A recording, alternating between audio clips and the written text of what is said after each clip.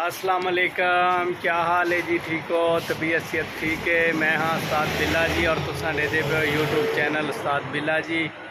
तो उम्मीद है कि सारे खैर खरीयत नाल होसो। तो मैं काफ़ी दिनों तो बाद अज व्लॉग बनेंदा पिया।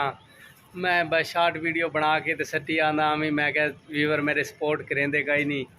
मैं क्या छोड़ो वैसे में छोटे मोटे शार्ट वीडियो बनाओ तो सट दो।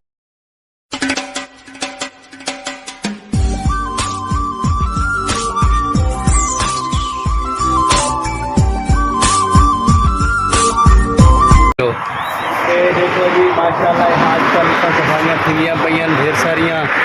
तो सफाई करेंदे पे इतना सारिया दुकाना मार्केटा बनदियां पईयां, नवीं नवीं मार्केटा बनदियां पईयां। तो ये मेरा साथी आंदा पे देख सकते हो तुसां। ते असां किथे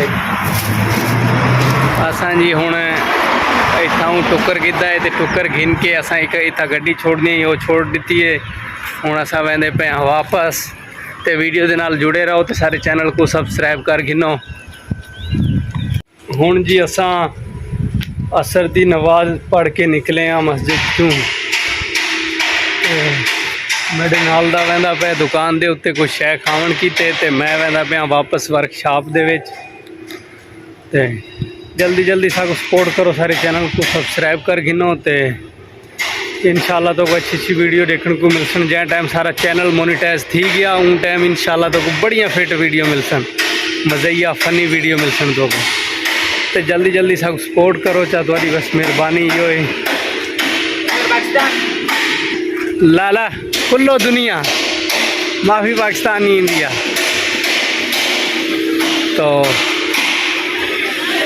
मेरे को जमनी पुछदा भी आई वे कितना बजेंदा पे। मैं क्या पूरी दुनिया च वैसी, सिर्फ पाकिस्तान इंडिया च ना वैसी। तो मेरे जितने भी संगी साथी हैं इंडियन बंगाली पाकिस्तानी, जल्दी जल्दी सपोर्ट करो, चैनल को सब्सक्राइब करो। चा असां हुण पहुँच चुके हाँ अपनी वर्कशॉप के नेड़े। तो ये देखो ये खसूसी रस्ता है, ये खसूसी रस्ते ते असां आंदे पे हाँ। ते ई सनाइए दा बुरे सनाइए जे कोई भी बंदा जे को पता है उनको तो रस्ते का पता हो सी। ते ये जो मसरियां दी वर्कशॉप है, रंग दी पेंटिंग डेटिंग दी है मसरी हैं। ते असा हुण अज कम शम कोई इतना खास को आई। तो असा अज ना बफरी रहे हैं सारा दिन। ते सारा एक बंदा उधे फोन ते लगा पे देख सकते हो तुसा। फुल फुल कॉल ते सिस्टम चलता पे। ऑलरेडी असा हुण इतना ही वीडियो का करेंदे पे हाँ एंड। तो जल्दी जल्दी साकू सपोर्ट करो कि सारा दिल थोड़ा जा वड्डा थी वंजे असा वीडियो अच्छे अच्छे बनाऊँ।